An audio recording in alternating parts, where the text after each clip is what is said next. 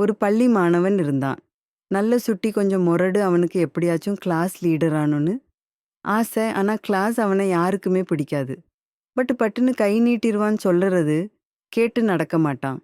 தனக்கு எல்லாமே தெரியும்னு இருப்பான். ஆனா வாத்தியார்கள கவர்றவதுல கெட்டிக்காரன். அவன் நினைச்ச மாதிரியே கிளாஸ் லீடரும் ஆயிட்டான். இவன் சொல்றத தான் யாருமே கேட்க மாட்டாங்களே. அதனால இவன் யாருமே லீடரா ஏத்துக்கல. இவன் என்ன சொன்னாலும் பேசிக்கிட்டே இருந்தாங்க. ரொம்ப மனவேதனையோட அப்பா கிட்ட நடக்கிறத சொல்லி அழுதான். அப்பாவோ, சரி சரி, இதுக்கெல்லாம் அழலாமாடான்னு சொன்னாரு. பிறகு உனக்கு ஒன்னு சொல்றேன், மனசு வச்சு நடந்துக்கோ, எல்லாம் சரியா போயிரும்னு ஒரு குரல் சொன்னாரு. கருவியும் காலமும் செய்கையும் செய்யும் அருவினையும் மாண்ட தமைச்சு.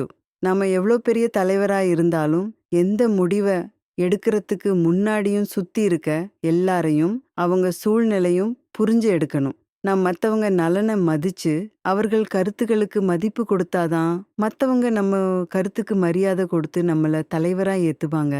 மற்றவங்க நம்மள மதிச்சாதான் நாம தலைவர், இல்லாட்டி நாம ஒண்ணும் இல்லைன்னு சொன்னாரு.